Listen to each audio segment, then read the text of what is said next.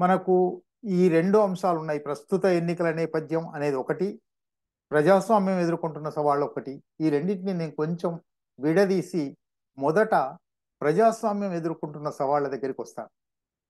ప్రస్తుత ఎన్నికల నేపథ్యం కొంచెం తర్వాత పెడతాను. ఎందుకంటే ప్రజాస్వామ్యం అసలు భారతదేశంలో ఉందా అనే ప్రశ్న దగ్గర నుంచి, ప్రజాస్వామ్యం ఒకప్పుడుండింది, ఈ 10 ఏళ్లలో పోయింది లేదా పోతుంది, దాన్ని పునరుద్ధరించవలసి ఉంది అనే వరకు అనేక మంది అనేక వ్యాఖ్యానాలు మీరు వింటూ ఉన్నారు.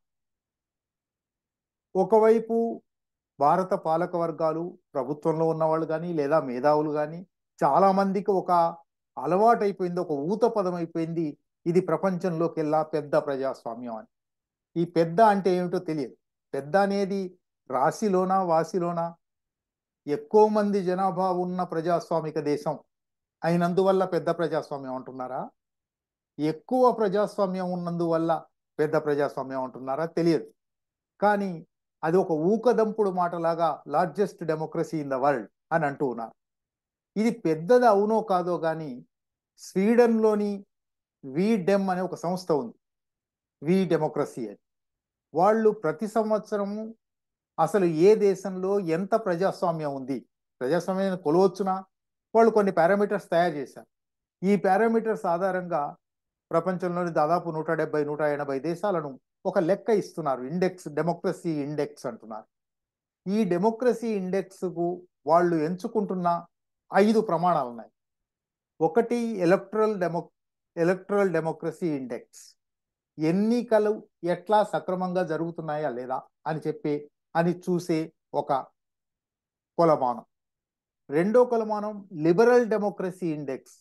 ఆ దేశంలో ప్రజాస్వామ్యం అంటే తప్పకుండా ఉదారవాద భావాలు ఉండాలి, అవతలి అభిప్రాయాన్ని సహించే, గౌరవించే, దానితో చర్చించే ఒక సంప్రదాయం ఉండాలి.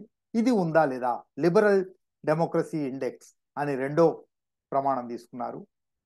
పార్టిసిపేటరీ డెమోక్రసీ ఇండెక్స్, ప్రజలందరికీ, డెమోక్రసీ అంటేనే ప్రజలందరి భాగస్వామ్యం, ప్రజల ప్రాతినిధ్యం.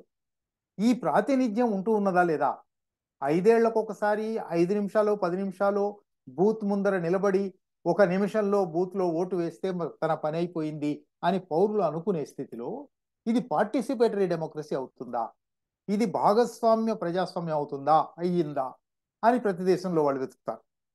అట్లాగే డెలిబరేటివ్ డెమోక్రసీ అని, ఏదైనా ఒక విధాన నిర్ణయం జరుగుతున్నప్పుడు, ఒక నిధుల కేటాయింపు జరుగుతున్నప్పుడు, ఇది ప్రజలందరిలో చర్చ జరిగి, ప్రజల భాగస్వామ్యంతో, ప్రజల ప్రాతినిధ్యంతో, ప్రజల ఆదాన ప్రదానాలతో ప్రజాస్వామ్యం పరిడవిల్లుతున్నదా అని 4వ ప్రమాణం చూస్తారు. ఈగాలిటేరియన్ డెమోక్రసీ ఇండెక్స్ అని కూడా వాళ్ళు దానిలో చేర్చారు. ప్రజాస్వామ్యం అనేది తప్పనిసరిగా సమానత్వానికి దారితీయాలి. ప్రజాస్వామ్యం ఎందువల్లనంటే సమానత్వాన్ని కాపాడడానికి. సమానత్వం సక్రమంగా ఉంటేనే ప్రజాస్వామ్యం అమలవుతుంది, ప్రజాస్వామ్యం సక్రమంగా ఉంటేనే సమానత్వం సాధ్యం అవుతుంది. ఈ రెండింటి మధ్య ఉన్న అవినాభావ సంబంధాన్ని కూడా వాళ్ళు దీంట్లోకి ఫ్యాక్టరింగ్ చేశారు, ఈగాలిటేరియన్ డెమోక్రసీ ఇండెక్స్ అని. ఈ 5 రకాల ఇండిసెస్, 5 రకాల సూచికల నుంచి వాళ్ళు ప్రపంచంలో ప్రతి సంవత్సరం జనవరిలో వాళ్ళ నివేదిక విడుదల చేస్తారు. గడిచిన సంవత్సరంలో ఈ దేశంలో ప్రభుత్వం ఎట్లా ఉంది, ఈ దేశంలో ప్రజాస్వామ్యం ఉందా లేదా, ప్రజాస్వామ్య సూచిక ఏమిటి అని లెక్క వేస్తారు. విచారకరంగా అతిపెద్ద ప్రజాస్వామ్యం అని చెప్పుకునే భారతదేశం ఈ ఇండెక్స్లో సంవత్సరానికి కిందికి పడిపోతుంది. తాజాగా 2024 జనవరిలో విడుదలైన నివేదిక ప్రకారం 2023లో వచ్చిన సూచికల ప్రకారం భారతదేశం 179 దేశాలను జాబితా వేస్తే 110వ స్థానంలో. మొదటి 5 కాదు, మొదటి 10 కాదు, మొదటి 20 కాదు, మొదటి 50 కాదు, మొదటి 100 కూడా కాదు, మనం ఎక్కడో అట్టడుగున్నాం. ఇది మాత్రమే కాదు, వాళ్ళు వీటికి రెడ్, ఆరెంజ్, గ్రీన్ అని వేరు సూచికలు కూడా పెట్టారు. ప్రజాస్వామ్యం బాగుంది, కొంత బాగుంది, బాగులేదు, ప్రమాదకరంగా ఉంది అని వేరువేరుగా ఉంటాయి. భారతదేశం బాగులేదు స్థితి నుంచి ప్రమాదకర స్థితికి పోతున్నది అని వాళ్ళ సూచికలు గత 5-6 సంవత్సరాలుగా సూచికలు చెప్తున్నారు. అంటే ఇవాళ ప్రస్తుత ఎన్నికల సందర్భంలో అనేది మాట్లాడుకుందాం, కానీ ప్రస్తుత ఎన్నికలతో సంబంధం ఉన్నా లేకపోయినా భారత ప్రజాస్వామ్యం అనేది మనం ఊకదంపుడు చెప్పుకుంటున్నట్టుగా, ప్రగల్భాలు పలుకుతున్నట్టుగా పెద్ద ప్రజాస్వామ్యంగా లేదు, మిగలలేదు. ప్రజాస్వామ్యం ఉందా లేదా అనే అనుమానంలో ఉంది. ప్రజాస్వామ్యం ప్రమాదంలో పడిపోతూ ఉన్నది. ఒక ప్రమాద సూచిక ఎగురవేశారు అని వీడెం రిపోర్టును బట్టి తెలుపుతుంది. కానీ ఇటువంటి నివేదికలు వచ్చినప్పుడల్లా వెంటనే భారత ప్రభుత్వం నుంచి లేదా భారత పాలక వర్గాల నుంచి లేదా భారత పాలక వర్గాలను సమర్థించే మేధావి వర్గం నుంచి, పాకిస్తాన్ చూడండి, బంగ్లాదేశ్ చూడండి, లేదా దక్షిణాసియా ఇతర దేశాలు చూడండి, ఆ అన్ని దేశాలలోనూ ఎన్నికలే జరగడం లేదు, సక్రమమైన ఎన్నికలు జరగడం లేదు. భారతదేశం గత 75 సంవత్సరాలుగా ఖచ్చితంగా ఎన్నికలు జరుపుకుంటూ వస్తుంది. 5 సంవత్సరాలు. ఇంతకన్నా ప్రజాస్వామ్యానికి ఏం సూచిక కావాలి అని అడుగుతూ ఉన్నారు. అంటే ప్రజాస్వామ్యం ఈజ్ ఈక్వల్ టు ఎన్నికలు అనే ఒక పెద్ద అపప్రథం, పెద్ద అపచైతన్యాన్ని భారత పాలక వర్గాలు కల్పిస్తున్నాయి. నిజానికి ఎన్నికలైనా ప్రజాస్వామ్యానికి సూచిక. ఎన్నికలు రాగానే, ఎన్నికలు 5 ఏళ్లకోసారి ఖచ్చితంగా జరపగానే ప్రజాస్వామ్యం ఉన్నట్టేనా? ఎన్నికలు ఎట్లా జరుగుతున్నాయి? ఎన్నికల ద్వారా ప్రజాస్వామ్యం వస్తుందా? ప్రజాస్వామ్యం అనేది ఎన్నికలకు మించిన విశాలమైన అంశమా? ఎన్నికలు అనేది ఒకానొక పరిమిత అంశమైన మాత్రమేనా? ఈ చర్చ సాధారణంగా జరగడం లేదు. చాలా మంది ఈ ప్రచారంలో పడిపోయి ఎన్నికలు జరుగుతున్నాయి కాబట్టి ప్రజాస్వామ్యం ఉంది అని అంటున్నారు. అసలు ఇట్లా ఈ రెండిటిని, ఎన్నికలను ప్రజాస్వామ్యాన్ని సరి సమానం చేయడం సరైనదేనా? ఉచితమైనదేనా? వాస్తవంగా అది కనబడుతుందా? ఎన్నికలు జరిగినంత మాత్రాన ప్రజాస్వామ్యం ఉన్నదా? నిజానికి ప్రజాస్వామ్యం అనేది ఒక సంస్కృతి, ఒక జీవన విధానం, ఒక బహుళత్వాన్ని ఆదరించే, బహుళత్వంతో సమానంగా సంభాషణ జరిపే, చర్చలు జరిపే ఒక సహజీవన సంస్కృతి. ప్రజాస్వామ్యం అంటే 5 ఏళ్లకోసారి ఓటు గుద్దడం మాత్రమే కాదు. ఓటు గుద్దుడావా లేదా అనే దాంతో సంబంధం లేకుండా కూడా ప్రజాస్వామ్యం నిత్య జీవితంలో, ఒక వ్యక్తి జీవితంలో, ఒక కుటుంబ జీవితంలో, ఒక సమాజ జీవితంలో, ఒక విద్యారంగంలో, ఒక సమాచార సంబంధాలలో, ప్రచార సాధనాలలో ప్రజాస్వామ్య సంస్కృతి. ప్రజాస్వామ్య సంస్కృతి అంటే వోల్టేర్ ఒక మాట చెప్పాడు. ఫ్రెంచ్ విప్లవంలో ప్రజాస్వామ్యం కోసమే ఫ్రెంచ్ విప్లవం వచ్చింది. స్వేచ్ఛ, సమానత్వం, సోదరత్వం అన్నారు. వోల్టేర్ చెప్పిన ఒక మాట, నీ మాటతో నాకు ఏకీభావం లేదు, నీ అభిప్రాయంతో నాకు ఏకీభావం లేదు, అయినప్పటికీ నీకు నీ అభిప్రాయం ఉంచుకునే, చెప్పే, వ్యక్తీకరించే, దానికోసం పోరాడే హక్కు ఉంది అని, ఆ హక్కును కాపాడడానికి నేను ప్రాణమైనా ఇస్తాను. నీ అభిప్రాయంతో నాకు ఏకీభావం లేకపోవచ్చు, అయినా నీకు అభిప్రాయం చెప్పే హక్కు ఉంది. ఇది ప్రజాస్వామ్య స్ఫూర్తి. అంటే సహన సంస్కృతి, సహజీవన సంస్కృతి, బహుళత్వ సంస్కృతి. ఇది భారతదేశంలో ఉందా? భారతదేశంలో ఎప్పుడైనా, ఎందువల్లంటే భారతదేశం మనుస్మృతిని చెప్పిన దేశం. భారతదేశం స్వయంగా భగవంతుడే వచ్చి అంతరాలను నేనే సృష్టించాను అని చెప్పిన దేశం. స్వయంగా భగవంతుడే వచ్చి అన్నని చూడకు, తమ్ముడని చూడకు, నరికి పారేయ్, నేనున్నాను అని చెప్పిన దేశం. హింసకు, అసమానతకు పునాది మతంలో ఉండిన దేశం ఇది. అందువల్ల ఇక్కడ అసలు ప్రజాస్వామ్యం నిలదొక్కుకోవడానికి, పాదుకొనడానికి, విస్తరించడానికి అవకాశం ఉందా ఈ సమాజ సంస్కృతిలో? ఈ సమాజంలోని ఇంత అసహన సంస్కృతి ఉన్నప్పుడు, ఇంత అసమానత ఉన్నప్పుడు ఇక్కడ అసలు ప్రజాస్వామ్య భావాలు పుట్టి పెరిగి విస్తరించే అవకాశం ఉందా? ఇది ఒక అంశం. 2, మరి నిజంగానే ప్రజలలో ఉన్నాయా ఇవి? ప్రజలు నిజంగా ప్రజాస్వామికంగా ఉండకపోతే సాధ్యమే కాదు మనుగడ. మనిషి సంఘజీవి అన్నప్పుడు సంఘ జీవితంలో తప్పనిసరిగా ఆదాన ప్రదానాలు ఉంటాయి, చర్చ ఉంటుంది, సంభాషణ ఉంటుంది. తప్పకుండా నీ అభిప్రాయానికి వ్యతిరేకమైన, భిన్నమైన వేరే అభిప్రాయం ఉండే అవకాశం ఉంటుంది. దానితో సహజీవనం చేయవలసి ఉంటుంది. ఇది సమాజంలోకి పోతే మాత్రమే కాదు, కుటుంబంలో కూడా ఉంటుంది. కుటుంబంలో మాత్రమే కాదు, మనిషికి తనలో తనకే ఉంటాయి. రెండు భిన్నాభిప్రాయాలు పోరాడుతూ ఉంటాయి. ఇప్పుడు భిన్నాభిప్రాయాలు ఘర్షణ పడుతూ ఉంటాయి. ఈ భిన్నాభిప్రాయాల ఘర్షణ నుంచి ఒక సరైన అభిప్రాయం ఆవిర్భవించి దాన్ని బట్టి ఒక ఆచరణ వస్తుంది. అంటే ప్రజాస్వామ్యం అనేది నిజానికి సంఘ జీవితానికి చాలా సహజమైన స్వభావం. కానీ ఆ ప్రజాస్వామిక స్వభావాన్ని రద్దు చేసి, ఆ ప్రజాస్వామిక స్వభావాన్ని ధ్వంసం చేసి అసహనంతో ప్రవర్తించు, హింసతో ప్రవర్తించు, అసమానతను గౌరవించు, అసమానతతో ప్రవర్తించు అని చెప్పే ఒక సామాజికీకరణ, ఒక సోషలైజేషన్ ప్రాసెస్ భారత సమాజంలో. అందువల్ల ఇక్కడ అన్నిటికన్నా ప్రజాస్వామ్యానికి పెద్ద సవాల్ కొనసాగుతున్న మనువాద ఛాయ, మనువాద భావాలు, అసమాన హింసా భావాలు.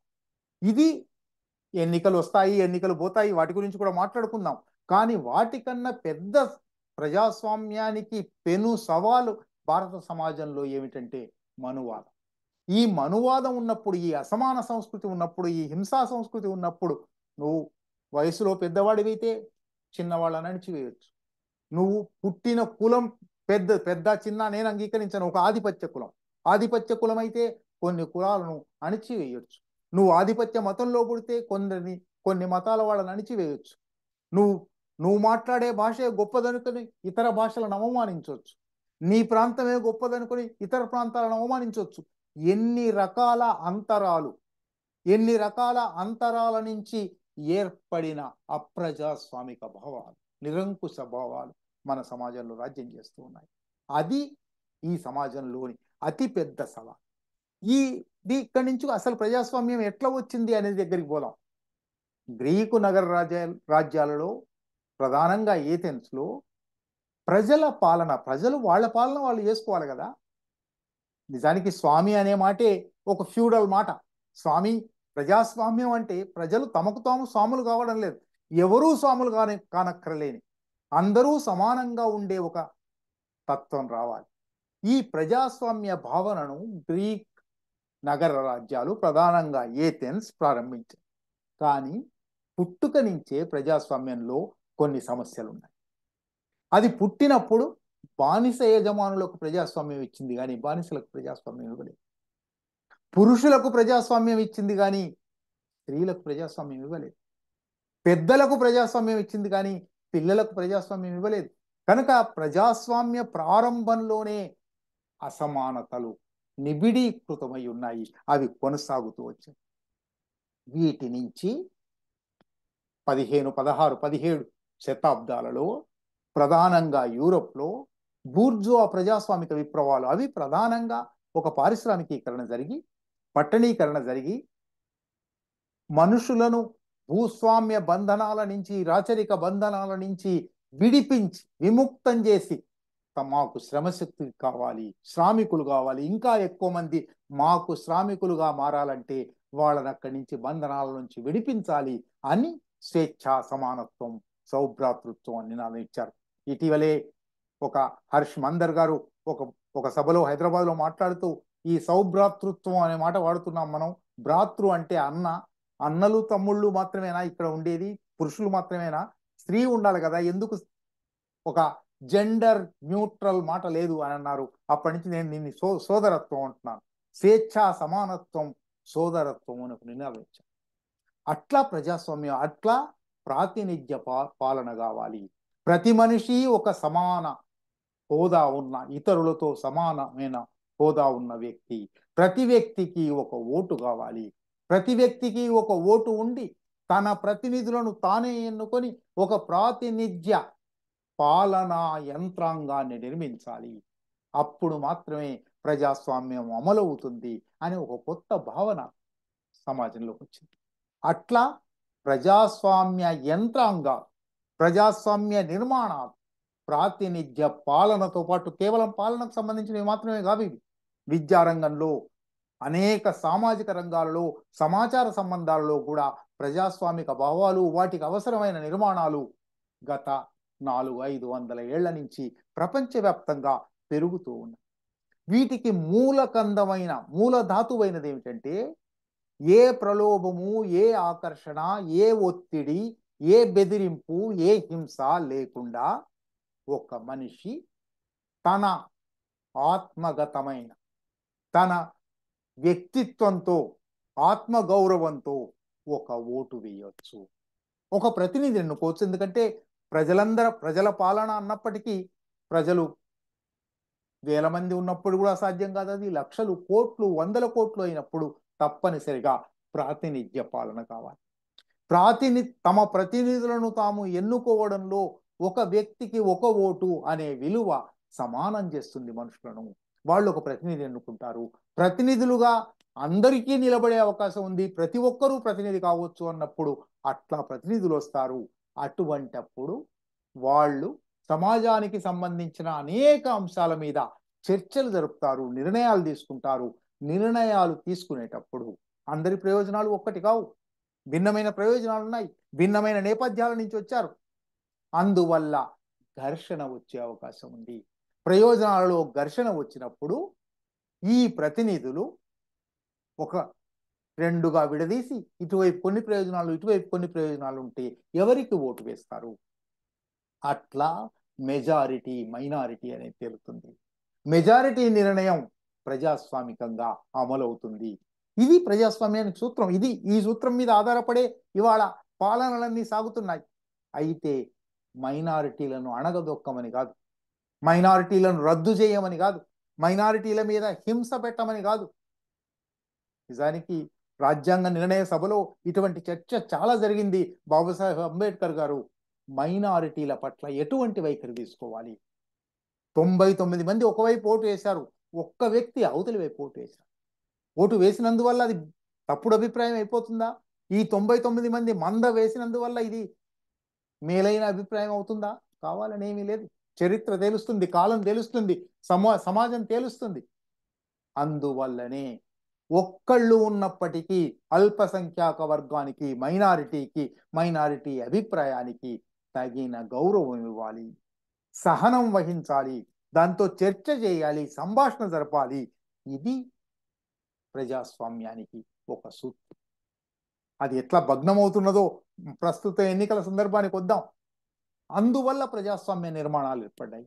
ఒక ఎగ్జిక్యూటివ్, ఒక లెజిస్లేచర్, ఒక జ్యుడిషియరీ, ఇవి మూడు ప్రజలు ఎన్నుకున్న ప్రభుత్వాలు. ప్రజలు తమ రక్తాన్ని చెమట చేసుకొని సంపద సృష్టించి ఆ సంపద నుంచి కట్టిన పన్నులు వీటితో నిర్మాణం అవుతాయి. వీటికి తోడుగా ఒక స్వతంత్ర సంస్థగా ఈ మూడిట్లో కూడా ఎగ్జిక్యూటివ్ను, లెజిస్లేచర్ను స్వతంత్ర పర్యవేక్షణ చేసే న్యాయ వ్యవస్థ అన్నారు. ఈ మూడిటిని కూడా స్వతంత్ర పర్యవేక్షణ చేసే పత్రికా రంగం. ఇవాళైతే మీడియా, అనేక అంశాలు వచ్చి చేరాయి.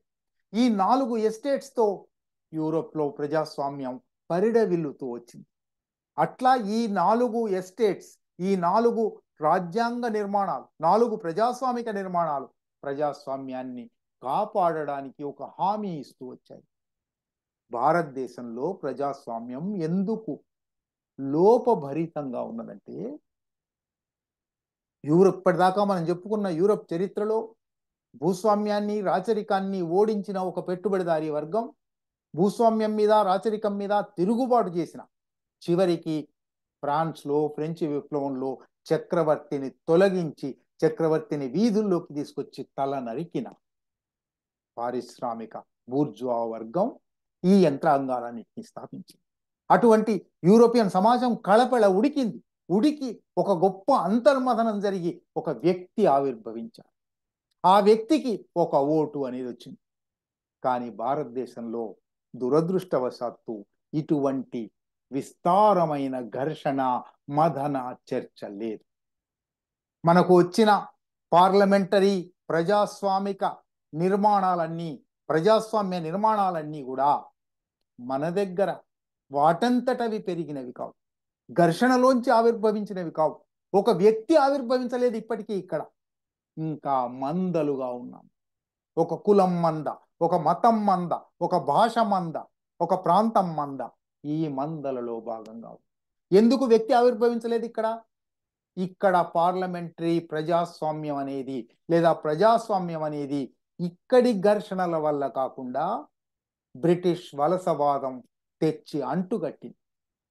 వాళ్లకు 300 ఏళ్ల కింద ఏర్పడి కొనసాగి అభివృద్ధి అయిన వెస్ట్ మినిస్టర్ మోడల్ను తీసుకొచ్చి గవర్నమెంట్ ఆఫ్ ఇండియా యాక్ట్ 1919 కావచ్చు, గవర్నమెంట్ ఆఫ్ ఇండియా యాక్ట్ 1935 కావచ్చు, దాన్నే కొనసాగించి 1952 నుంచి మనం జరుపుకుంటున్న ఎన్నికలు కావచ్చు, రిప్రజెంటేషన్ ఆఫ్ పీపుల్స్ యాక్ట్ 1951 కావచ్చు. ఇది ఒక పార్లమెంటరీ ప్రజాస్వామిక యంత్రాంగాన్ని భారతదేశం మీద అంటుగట్టింది. అది ఇక్కడ పెరిగింది కాదు. అందువల్ల అది పుట్టడమే లోపభరితంగా, అవకరంగా అది మరొక మాటల్లో చెప్పాలంటే, ఇదివరకు చాలాసార్లు రాశాను, మాట్లాడాను, మీలో కొందరైనా వినుంటారు, ఇది పునరుక్తి అనిపించవచ్చు కూడా. ఇది కుండీలో మహావృక్షం లాంటిది. అక్కడ ఎదిగింది, అది అక్కడ ఒక విత్తనం పడింది, అక్కడ ఒక పోరాటం జరిగింది, దానివల్ల ఒక మహావృక్షం అయింది. అది ఆ మహావృక్షాన్ని తీసుకొచ్చి ఇక్కడ కుండీలో పెట్టారు, బోన్సాయి మహావృక్షం అయింది. భారతదేశంలో ప్రజాస్వామ్యం బోన్సాయి ప్రజాస్వామ్యంగా మారింది. భారతదేశంలో ప్రజాస్వామ్య యంత్రాంగాలు, ప్రజాస్వామ్య వ్యవస్థలు, ప్రజాస్వామ్య నిర్మాణాలు బోన్సాయి నిర్మాణాలుగా మారాయి. అది కుండీలో పెట్టాం. మనం ప్రతిసారి ఆహా ఎంత మంచి చెట్టు, మా రావి చెట్టు, మర్రి చెట్టు మన కుండీలో పెరుగుతుంది, మన డ్రాయింగ్ రూమ్లో పెరుగుతుంది అనుకున్నాం. మన డ్రాయింగ్ రూమ్లో పెరగడం లేదు, అది ఆ కుండీలో అట్లాగే నిలిచిపోయింది. పూలు పూస్తుంది కూడా అప్పుడప్పుడు, కానీ ఆ పూలు వాసన ఇవ్వవు. కాయలు కూడా కాస్తుంది, కానీ కాయలు తినడానికి పనికిరావు, కుక్కమూతి పిందెలు. భారతదేశంలో ప్రజాస్వామ్యం వైఫల్యం కావడానికి, భారతదేశంలో ప్రజాస్వామిక వ్యవస్థలు ధ్వంసమైపోవడానికి ప్రధానమైన కారణం ఈ సమాజంలో నుంచి, ఈ సమాజ ఘర్షణలోంచి, ఈ సమాజం నుంచి పుట్టి పెరిగిన సంస్థలు కాకపోవడం. ఈ చరిత్ర వల్ల ప్రజాస్వామ్యానికి పెను సవాళ్లు భారతదేశంలో వస్తున్నది. ఈ ప్రజాస్వామ్యం ప్రజలు తమదిగా అంగీకరించలేదు. ప్రజలు తాము దాంట్లో పాల్గొని, తాము పోరాడి, తాము సాధించినవి కావు ఇవి, మరెవరో తెచ్చిపెట్టినవి. ఆ తెచ్చిపెట్టిన వాళ్ళు వాళ్ళ వలసవాద ప్రయోజనాల కోసం తెచ్చిపెట్టారు. ఆ వలసవాద ప్రయోజనాలను రద్దు చేయకుండా కొనసాగిస్తున్నాం. సరే, ఇవాళ నాకు ఎక్కువ సమయం లేదు, ఈ విషయాన్ని ఇంకా విస్తరించకుండా ఇక్కడ ఆపుతాను. పోనీ ఇది ఒక సైద్ధాంతిక చర్చ, పక్కన పెడదాం. కొంచెం అంకగణితం, ఒక 2 నిమిషాల అంకగణితం గురించి మాట్లాడతాను. భారతదేశంలో 140 కోట్ల జనం ఉన్నారు. 140 కోట్ల జనం ఉన్నప్పుడు ఓటర్లు ఎంతమంది ఉన్నారు? 97 కోట్లు. ఇవాళ 2024 ఎన్నికల సందర్భంగా ఎన్నికల సంఘం ప్రకటించిన లెక్కే 97 కోట్లు. అంటే 43 కోట్ల జనాభాకు, బహుశా 18 ఏళ్ల లోపు వాళ్ళు కావచ్చు, ఓటు హక్కే లేదు. కానీ ఆ 43 కోట్ల ప్రజలను కూడా ప్రాతినిధ్య ప్రజాస్వామ్యం కాబట్టి వాళ్ళ మీద కూడా వాళ్ళ మీద అమలయ్యే శాసనాలను ఈ 97 కోట్ల ఓట్ల వాళ్ళు చేస్తారు. వాళ్ళ జీవితాలను శాసించే సకల నిర్ణయాలను వీళ్ళే తీసుకుంటారు. అంటే ఎంతగా 140 కోట్లలో 43 కోట్ల మందికి అసలు ప్రాధాన్యత లేదు, భాగస్వామ్యం లేదు. పోనీ ఈ 97 కోట్లైనా వీళ్ళ ప్రతినిధులా ఎన్నికయ్యేవాళ్ళు? ఈ 97 కోట్లలో 52 ఎన్నికల నుంచి ఇప్పటి వరకు తీసుకోండి, సగటున 60% కన్నా ఎక్కువ ఓటింగ్ జరగలేదు. అంటే ఉన్న 97 కోట్లలో కూడా 60 కోట్ల మంది ఓట్లు వేస్తారు. 60 కోట్ల మంది ఓట్లలో ప్రజాస్వామ్యం అంటే చాలా సంకుచితంగా, చాలా పరిమితంగా మనం మెజారిటీ మైనారిటీ అని పెట్టుకున్నాం. కాబట్టి 60 కోట్ల మంది ఓట్లు వేస్తే 31 కోట్లు గెలిచి 30 కోట్ల 99,000 ఓట్లు వచ్చిన వాడు గెలిచిపోతాడు. ఈ 31 కోట్ల అభిమతం ఉన్న వాళ్ళు 140 కోట్ల ప్రజా జీవితాలను శాసిస్తారు. ఇది ప్రజాస్వామ్యం అంటే. అంకగణితంలోకి పోతే ఎంత హాస్యాస్పదం అవుతుంది చూడండి. పోనీ దీన్నే ఇంకొక పద్ధతిలో చెప్తాను. ఒక నియోజకవర్గంలో 100 మంది ఉన్నారనుకుంటే దాంట్లో 65 మందికే ఓటు హక్కు ఉంది. 18 ఏళ్ళలో పిల్లలు ఉన్నారు, కానీ వాళ్ళ జీవితాలను కూడా శాసిస్తాం మనం. 65 మందికే ఓటు హక్కు ఉంది. ఈ 65లో ఓటింగ్ పర్సెంటేజ్ను బట్టి 41 మంది ఓట్లు వేస్తున్నారు, లేదా 40 మంది ఓట్లు వేస్తున్నారు. ఈ 40 ఓట్లను 5గురు పోటీ పడతారు. అంటే 5 8 40, 9 ఓట్లు వచ్చిన వాడు గెలిచిపోతాడు. ఫస్ట్ పాస్ట్ ద పోస్ట్ అంటారు. ఈ 9 ఓట్లు కూడా నిజంగా ప్రజల ఒక వ్యక్తికి ఒక ఓటు అనే ప్రజల ఆత్మగౌరవ వ్యక్తిత్వ చిహ్నమా? కులాని ఓట్లెన్ని, మతం ఓట్లెన్ని, డబ్బు ఓట్లెన్ని, హింస ఓట్లెన్ని, అధికార దుర్వినియోగం ఓట్లెన్ని? మీరు ఈ లెక్కలు వేస్తూ పోతే 100 మందికి ప్రతినిధిగా కనబడుతున్నవాడు ప్రజాప్రతినిధి అని బోర్డు పెట్టుకుంటున్నవాడు వ్యక్తి వాస్తవంగా ఇద్దరికి ప్రతినిధి అవుతాడా, ముగ్గురికి ప్రతినిధి అవుతాడా తెలియదు. ఇది భారతదేశంలో ఎన్నికల వ్యవహారంలో ఉన్న అసంగతమైన విషయం. ఈ ఇది మాత్రమే కాకుండా మొత్తంగానే భారత ఎన్నికల వ్యవస్థకు ఈ సైద్ధాంతిక అంశాలు పక్కన పెట్టి చూసినప్పటికీ వాస్తవంగా మన కళ్ళ ముందర కులము, మతము, ప్రాంతము, డబ్బు, మద్యం, ఆకర్షణలు, ప్రలోభాలు, హింస, దౌర్జన్యం, తప్పుడు చైతన్యం, అధికార దుర్వినియోగం ఎన్ని జరుగుతున్నాయి? ఇవి ఎన్నికలేనా? రిప్రజెంటేషన్ ఆఫ్ పీపుల్స్ యాక్ట్ ఒకసారి చదివి చూడండి. దాంట్లో ఎటువంటి ఇర్రెగ్యులారిటీ జరిగినా ఎన్నిక చెల్లదు అంటారు. అసలు ఇర్రెగ్యులారిటీ లేకుండా 52 నుంచి ఇప్పటి వరకు ఒక్కరైనా ఎన్నికయ్యారా? ఎందుకంటే అది ఎంత ఖర్చు పెట్టాలో ఒక నిబంధన విధిస్తుంది. ఆ లోపల ఖర్చు పెట్టిన వాళ్ళు ఒక్కళ్ళు కూడా ఉండరు. ఇంతవరకు కొన్ని వేల మంది పోటీలు చేసి ఉంటారు. గెలిచిన వాళ్ళ సంగతి సరే, ఓడిపోయిన వాళ్ళు కూడా ఆ పరిమితి లోపల ఖర్చు పెట్టిన సందర్భం లేదు. అంటే ఈ దేశంలో ఎన్నికలు పూర్తిగా లోపభరితంగా జరుగుతూ ఉన్నాయి. ఇటువంటి నేపథ్యంలో, ఇటువంటి పూర్వరంగంలో ప్రస్తుతం ఎన్నికలు జరగదు. ఈ ఎన్నికలను ఎట్లా చూడాలి మనం? పైగా ఇదంతా ఒక స్థూలమైన చారిత్రకమైన భారతదేశంలో కొనసాగుతున్న రాజకీయ ఆర్థిక విధానంలో, భారతదేశంలో కొనసాగుతున్న సామాజిక రాజకీయ పరిస్థితుల్లో ఈ పరిస్థితి ఏర్పడింది అనుకోవచ్చు. దాని గురించి కాసేపు పక్కన పెడదాం, అది ఒక చర్చనీయమైన అంశం. కానీ ప్రస్తుతం గత 10 సంవత్సరాల భారతీయ జనతా పార్టీ నాయకత్వంలోని ఎన్డీఏ పాలన తర్వాత, సంఘ్ పరివార్ పాలన తర్వాత 10 ఏళ్ల పాటు చూసాం, 2 టర్మ్స్ చూసాం. చూసిన తర్వాత ఇప్పుడు ఎన్నికలు వస్తున్నాయి. ఇప్పుడు ఈ ఎన్నికలను ఎట్లా అర్థం చేసుకోవాలి మనం? ఈ ఎన్నికలు ఈ 10 ఏళ్ల పాలన నేపథ్యంలో ప్రజాస్వామ్యానికి ఏ సవాళ్లు విసురుతాయి? 5-6 సవాళ్లు ప్రస్తావిస్తాను. ఎందుకంటే నాకు ముందే చెప్పినట్టుగా 15-20 నిమిషాల కన్నా ఎక్కువ సమయం లేదు, మిగలలేదు. ఒక్కొక్క అంశం మీద ఒక 5-6 సవాళ్లు ఉన్నాయి. నేను ముఖ్యంగా చెప్పదలుచుకున్నవి, మీ దృష్టి పడేయదలుచుకున్నవి. ఈ 5-6 సవాళ్లు ఒక్కొక్కటి కొన్ని గంటల పాటు విస్తరించవలసిన అనేక ఉదాహరణలు, అనేక ఘటనలు, అనేక పరిణామాలు మన కళ్ళ ముందర జరిగినవి, పత్రికల్లో వచ్చినవి, టెలివిజన్లో కనబడినవి. ఈ నేపథ్యంలో ఇవాళ ఎన్నికలు జరుగుతున్నాయి. మొట్టమొదటిది ఈ పాలన, గత 10 సంవత్సరాల పాలన, ఇవాళ ఎన్నికలకు ఆధారమైన పాలన. నిజానికి ఎవరినైనా పర్ఫార్మెన్స్ ఆధారంగా చేస్తాం కదా, వాళ్ళు సరిగ్గా పర్ఫార్మ్ చేశారా లేదా, వాళ్ళు సరైన పాలన అందించారా లేదా, ఇది కదా చిహ్నం కావాలి. ఈ 10 ఏళ్ల పాలన, లేదా ఈ 10 ఏళ్ళు కాకపోతే అంతకుముందు 50 ఏళ్ళు 40 ఏళ్ళు ఎవరు పాలించారో వాళ్ళనైనా సరే కొన్ని ప్రమాణాలు పెట్టుకొని వీళ్ళు సరైన పాలన అందించారా లేదా చూస్తాం కదా. ఈ 10 ఏళ్ల పాలన మనుస్మృతి పాలన. మనుస్మృతి ఎట్లాగైతే ఈ 4 వర్ణాలు ఉన్నాయి, ఈ 4 వర్ణాలలో పై 3 వర్ణాలకు సేవ చేయడమే కింది వర్ణం పని అని అసమానతను వ్యవస్థీకరించిందో, ఈ అసమానతను మనుస్మృతి వ్యవస్థీకరించిన దాన్ని భగవద్గీతలోకి వెళ్తే దాన్ని హింసలోకి కూడా చేసి హింస అయినా చేయొచ్చు అన్నారు. ఈ హింస అసమానత కలగలిసిన పాలన ఈ 10 సంవత్సరాలలో అడుగడుగునా జరిగింది. ఒక మతంలో ఉన్నందువల్ల నీ మీద హింస చేస్తాను, ఒక మతంలో ఉన్నందువల్ల, ఒక మతారాధనకు, నిజానికి మతాలు అనేక మతాలు ఉంటాయి, మతం లేని వాళ్ళు కూడా ఉంటారు. ఈ మత ఆరాధన అనేది ఒక ప్రధాన అంశమై దాని ఆధారంగా నీ పౌరసత్వం నిర్ణయిస్తాను.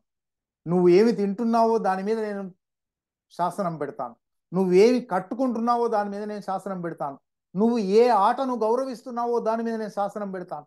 ఎటువంటి పాలన సాగింది గత 10 సంవత్సరాలు?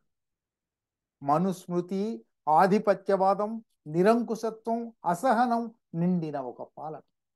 ఈ పాలన నేపథ్యంలో ఇవాళ ఎన్నికలు వచ్చాయి.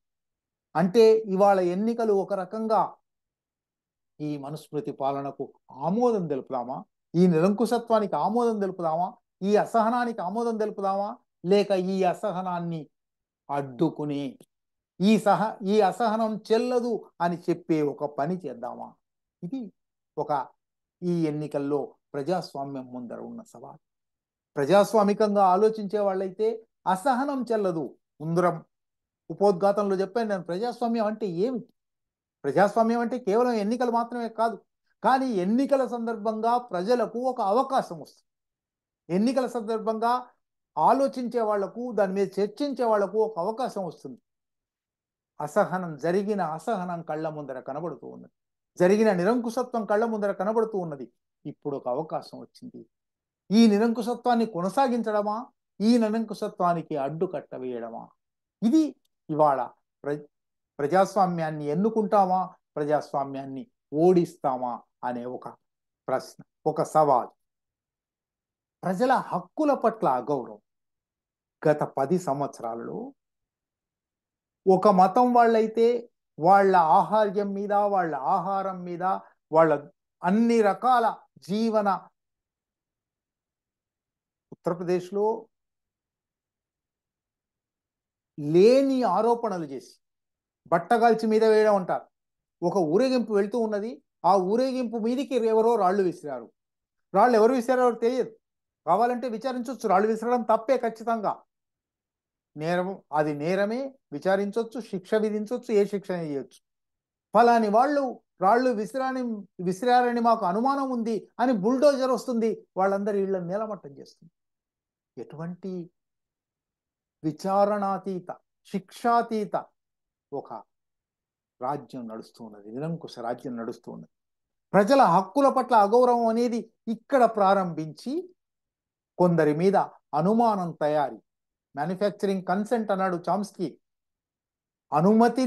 సమ్మతిని తయారు చేయడం అని ఈ దేశంలో అనుమానం తయారీ చేయడం జరుగుతుంది. ఒకరిని అనుమానిస్తారు, అనుమానమే విచారణ లేకుండానే శిక్షకు అర్హమైపోతుంది.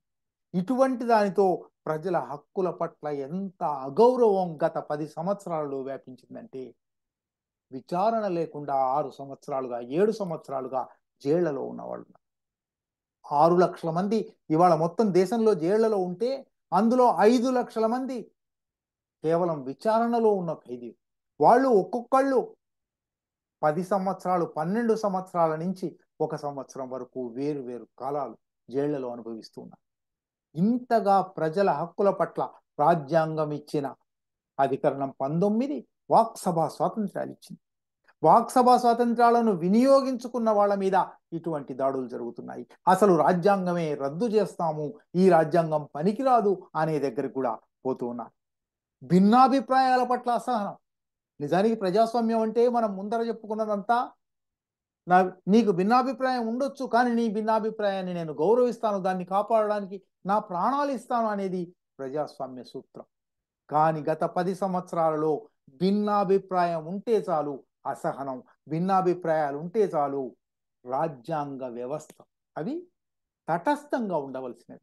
ఒక ఇన్కమ్ ట్యాక్స్ డిపార్ట్మెంట్, ఒక ఎన్ఫోర్స్మెంట్ డైరెక్టరేట్, ఒక సెంట్రల్ బ్యూరో ఆఫ్ ఇన్వెస్టిగేషన్, ఒక నేషనల్ ఇన్వెస్టిగేషన్ ఏజెన్సీ, ఇవి తటస్థంగా, ఎందుకంటే ఎన్నికలు 5 సంవత్సరాలకు ఒకసారి జరుగుతాయి, పార్టీలు వస్తాయి పోతాయి, కానీ ఈ రాజ్యాంగ వ్యవస్థలు రాజ్యాంగానికి మాత్రమే బద్దులమై, we the people of India అని రాజ్యాంగం ఇచ్చుకున్నాం, ఈ రాజ్యాంగానికి మాత్రమే బద్దులై చట్టబద్ధ పాలన నడపాలి. కానీ అన్ని రాజ్యాంగ వ్యవస్థలను ఈ 10 సంవత్సరాలలో ధ్వంసం చేశారు, రద్దు చేశారు, డొల్లలుగా మార్చారు. అవి కేవలం అధికార పార్టీ తొత్తులుగా మారిపోయి భిన్నాభిప్రాయాల పట్ల అసహనం ప్రకటించాయి, భిన్నాభిప్రాయాల మీద దాడులు చేశాయి, ప్రజల హక్కులను ఉత్తరించాయి, అణిచివేశాయి, కొల్లగొట్టాయి. ఇదంతటికీ కార్పొరేట్ల సేవ కారణం. ఒక అదానీ కోసం, ఒక అంబానీ కోసం దేశ ఆర్థిక వ్యవస్థను, దేశ సామాజిక వ్యవస్థను, దేశ రాజకీయ వ్యవస్థను ధ్వంసం చేసి పారేశారు. అదానీ గారికి, గౌతమ్ అదానీ గారికి ఒక ఎయిర్పోర్ట్ చూసి ముచ్చటేసింది, చిన్నపిల్లలు బొమ్మ కావాలని అడిగినట్టు. ఆ ఎయిర్పోర్ట్ అప్పటి వరకు నడుపుతున్న ఒక పారిశ్రామిక వ్యాపార గృహం మీద వెంటనే ఎన్ఫోర్స్మెంట్ డైరెక్టరేట్ దాడి చేసింది. వారం రోజుల లోపల ఆ పారిశ్రామిక వ్యాపార గృహం అదాని గారికి అది అడ్డికి పావు సేరుకు అమ్మేసి. ఇంత దుర్మార్గమైన పాలన. భిన్నాభిప్రాయాల పట్ల అసహనం కూడా ఒక చర్చా స్థాయి కావచ్చు, కానీ రాజ్యాంగబద్ధ వ్యవస్థలను కాపాడుకొని మిత్రులకు, ఆశ్రితులకు, కార్పొరేట్లకు సేవ చేయడం, అది ఎలక్టరల్ బాండ్స్ లో స్పష్టంగా బయటపడింది. నిజానికి ఎలక్టరల్ బాండ్స్ అనేవి టిప్ ఆఫ్ ద ఐస్బర్గ్, నీళ్లలో మునిగిపోయి ఉన్నది మంచు దిబ్బ.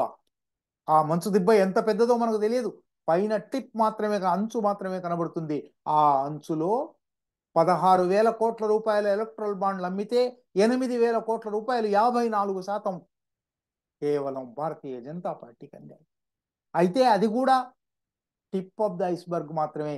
2019 ఎన్నికలలో భారతీయ జనతా పార్టీ 27,000 కోట్ల రూపాయలు ఖర్చు పెట్టింది అని ఆధారాలు ఉన్నాయి. ఆ కాలంలో వాళ్లకు ఎలక్ట్రల్ బాండ్స్ ద్వారా వచ్చిన డబ్బు 4,000 కోట్లు మాత్రమే. మిగిలిన 23,000 కోట్లు ఎవరిచ్చారు? అదానిలా, అంబానీలా, ఈ దేశంలోని కార్పొరేట్ వ్యవస్థలా, లేక బహుళజాతి సంస్థలా? ఈ ప్రభుత్వం కార్పొరేట్ల సేవ కోసం, కార్పొరేట్లకు కాంట్రాక్ట్లు కట్టబెట్టడం, కార్పొరేట్లకు ప్రాజెక్టులు ఇవ్వడం, కార్పొరేట్లకు అనుకూలమైన విధానాలు చేయడం, వీటి ద్వారా ఈ దేశాన్ని పాలించింది. ఒకవైపు హిందుత్వ రాజకీయాలు, మనువాద రాజకీయాలు, మరొక వైపు కార్పొరేట్ల సేవ. ఈ రెండిటికి ప్రజల నుంచి నిరసన వస్తుందేమో, బుద్ధిజీవుల నుంచి నిరసన వస్తుందేమో అని దేశాన్ని సైనికీకరించడం, సైన్యం ద్వారా పాలన సాగించడం, రాజకీయ సామాజిక సమస్యల పరిష్కారాలలోకి బలప్రయోగాన్ని తీసుకురావడం, పోలీసును వినియోగించడం, రాజ్యాంగబద్ధ సంస్థలను వినియోగించడం, రాజకీయ సామాజిక సమస్యలను రాజకీయంగా, సామాజికంగా పరిష్కరించడం అనేది ప్రజాస్వామ్యానికి ఒక చిహ్నం. అది ధ్వంసమైపోయింది. గత 10 సంవత్సరాల్లో రాజకీయ సామాజిక సమస్యలన్నిటినీ బలప్రయోగం ద్వారా, సైనికీకరణ ద్వారా పరిష్కరించే ఒక ప్రయత్నం జరిగింది. అందువల్ల ఇవాళ ఎన్నికల్లో చాలా స్పష్టమైన 2024 ఎన్నికలు ఒక గీత గీసి చూపెడుతున్నాయి. ఒకవైపు ఫాసిజం, హిట్లర్ ఫాసిజం గురించి, ముసోలిని ఫాసిజం గురించి, ఫ్రాంకో ఫాసిజం గురించి చాలా చదువుకొని ఉన్నాం. 20వ శతాబ్ది ఫాసిజం, 21వ శతాబ్ది ఫాసిజం మరింత నగ్నంగా, మరింత భయంకరంగా మన కళ్ళ ముందర 10 సంవత్సరాలు నర్తించింది. ఈ ఫాసిజానికి భిన్నమైన ప్రత్యామ్నాయ శక్తులకు మధ్య ఒక ఘర్షణ ఈ ఎన్నికలలో వస్తుంది. అయితే ఈ ప్రత్యామ్నాయ శక్తులు కొత్తవా? ప్రత్యామ్నాయ శక్తులలో కూడా కాంగ్రెస్, నిజానికి వాళ్ళ తెచ్చిన ఈ కార్పొరేట్ల సేవ, ఈ ప్రపంచీకరణ, రాజకీయ ఆర్థిక విధానాలు తెచ్చిందే Congress.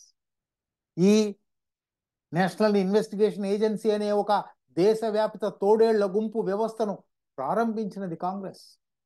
Unlawful activities prevention act, UAPA అనే ఒక దుర్మార్గమైన చట్టాన్ని తీసుకొచ్చింది కాంగ్రెస్. కాంగ్రెస్ 40-50 సంవత్సరాల పాలనలో ఈ దేశంలో అన్ని అక్రమాలకు కన్న తల్లిగా ఉంది. మరి ప్రజలు ఏం చేయాలి?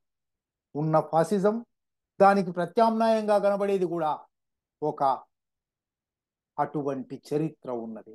కనుక ప్రజల ముందర ఇవాళ ప్రజా చైతన్యం ముందర, లేదా ప్రజా చైతన్యాన్ని మేల్కొల్పదలిచిన బుద్ధిజీవుల ముందర ఉన్న ప్రధానమైన సమస్య ఇది. అయితే ఒక లెస్సర్ ఈవిల్ అనే ఒక సిద్ధాంతం హిట్లర్ రోజుల నుంచి వస్తూ ఉన్నది. లెస్సర్ ఈవిల్ సిద్ధాంతం ప్రకారమైన, లేదా దాని చరిత్రలోనే, కాంగ్రెస్ చరిత్రలో అది ప్రధానంగా ప్లూరలిస్ట్ పార్టీ, బహుళత్వ పార్టీ. దానిలోనే ఒకళ్ళు ఒక మాట అంటారు, దానికి భిన్నమైన మాట ఇంకొకళ్ళు అంటారు. దానిలో ప్రజలకు అవకాశం దొరుకుతుంది, బ్రీతింగ్ స్పేస్ దొరుకుతుంది. భారతీయ జనతా పార్టీ ఒక ఫాసిస్ట్ పార్టీగా, సంఘ్ పరివార శక్తిగా, అది ఒక యూనిటరీ పార్టీ. అక్కడ ప్రజలకు శ్వాసించడానికి అవకాశం లేదు. ఒక మాట మోడీ ఏమాటంటే, ఇంక నిజానికి మోడీ పాలనలో అది మరింతగా యూనిటరీ పార్టీ అయిపోయింది. మోడీ, అమిత్ షాలు ఏమి తలుచుకుంటే అది జరుగుతుంది. అందువల్ల ఒక యూనిటరీ శక్తికి, ఒక ప్లూరల్ శక్తికి మధ్య ఘర్షణలో ప్రజలు ఎటువైపు ఉండాలి? ఇదేమీ ప్రజాస్వామ్యం అని కాదు, అది నిరంకుశత్వం అని రుజువు అయిపోయింది. ఈ రెండిటి మధ్య ప్రజాస్వామ్యాన్ని, కనీసం ఉన్న రాజ్యాంగాన్ని, కనీసం ఉన్న శ్వాస పీల్చుకునే అవకాశాన్ని ఇస్తారా? వస్తుందా? ఈ ఆశలో ఫాసిజాన్ని ఓడించే ఒక నిర్ణయం తీసుకోవచ్చు. ప్రజల ముందర అనేక ఆప్షన్స్ ఉన్నాయి, కానీ బుద్ధిజీవుల ముందర తప్పనిసరిగా వీళ్ళ దుర్మార్గాన్ని చెప్పవలసిందే. అవతలి వాళ్ళ పట్ల జాగరూకంగా ఉండండి, వాళ్ళ చరిత్ర కూడా ఇదే అని కూడా చెప్పవలసిందే. ఖచ్చితంగా ఈ 10 సంవత్సరాల పాలన వల్ల లేదా వాళ్ళ సైద్ధాంతిక భావజాల మూలాల వల్ల భారతీయ జనతా పార్టీని ఓడించక తప్పదు, అధికారం నుంచి దించక తప్పదు. అది ఒక తప్పనిసరి భారత ప్రజల ప్రజాస్వామిక అవసరం. భారత సమాజ ప్రజాస్వామిక అవసరం. ప్రజాస్వామ్యాన్ని నిలబెట్టాలంటే, కాపాడాలంటే, రాజ్యాంగాన్ని నిలబెట్టాలంటే ఆ పని చేయాలి. కానీ అదే సమయంలో ప్రత్యామ్నాయం అనే పేరుతో వస్తున్న శక్తులు కూడా ఇటువంటి వాళ్ళు కార్పొరేట్ల సేవ చేసేవాళ్లే. వాళ్ళు వీళ్ళంతా కరుడుగట్టిన హిందుత్వవాదులు కాకపోయినా సాఫ్ట్ హిందుత్వం అమలు చేసిన వాళ్లే. రామజన్మభూమి తాళాలు తెలిసింది వాళ్లే. 1984 సిక్ మారణకాండలో ఊచకోత కోసింది వాళ్లే. కనుక వాళ్ళ పట్ల కూడా ఏమి ప్రేమ ప్రదర్శించే అవకాశం ఏమీ లేదు. కానీ ఇవాళ ఉన్న ఒక ప్రత్యేక స్థితిలో వీళ్ళు దిగిపోక తప్పదు. ఊపిరి సలపని ఒక స్థితి. ఒక దేశంలో మండు టెండ వస్తూ ఉన్నది. ఒక చల్లని మంచినీళ్ల గ్లాస్ కావాలి. ఈ మంచినీళ్ల గ్లాస్ కోసం ప్రజలు తహతహలాడుతున్నప్పుడు బుద్ధిజీవులుగా మనం చెప్పవలసింది, ఇది ఇవాల్టికి చల్లని నీళ్ళగా మంచినీళ్ల గ్లాసుగా కనబడుతుంది, కానీ దీంట్లో కూడా ప్రమాదాలు ఉన్నాయి, జాగరూకంగా ఉండండి. నిజానికి ప్రజాస్వామ్య సిద్ధాంతకర్తలందరూ, తత్వవేత్తలందరూ పదే పదే చెప్పిన మాట ఒకటి ఉంది: eternal vigilance is the price of democracy. నిరంతర జాగరూకతే ప్రజాస్వామ్యానికి మీరు చెల్లించవలసిన మూల్యం. ప్రజాస్వామ్యం చాలా ఖరీదైనది. ప్రజాస్వామ్యం అంత సులభంగా వచ్చేది కాదు. ప్రజాస్వామ్యం ఒక సంస్కృతి, ఒక జీవన విధానం. దాన్ని నిలబెట్టుకోవాలంటే, దాన్ని కాపాడుకోవాలంటే తప్పనిసరిగా మూల్యం చెల్లించాలి. ఏమిటా మూల్యం అంటే నిరంతర జాగరూకత. ఇవాళ ఉన్న నిరంకుశ శక్తులను, ఇవాళ ఉన్న మనువాద శక్తులను ఓడించవలసిందే. తప్పనిసరిగా ఆ ఓటమి ప్రజల అవసరం, ప్రజాస్వామ్య అవసరం. దానితో పాటే ఏ ప్రత్యామ్నాయ శక్తులను గెలిపించడానికి ప్రజలు సిద్ధమవుతారో, పూనుకుంటారో, ఆ ప్రజాస్వామ్య శక్తుల పట్ల, ఆ ప్రత్యామ్నాయ శక్తుల పట్ల కూడా జాగరూకంగా ఉండండి అని చెప్పడం బుద్ధిజీవులుగా మన బాధ్యత అని గుర్తు చేస్తూ, నాకు ఈ అవకాశం ఇచ్చిన మానవ వికాస వేదికకు, మానవ అధ్యయనశాల మిత్రులకు కృతజ్ఞత.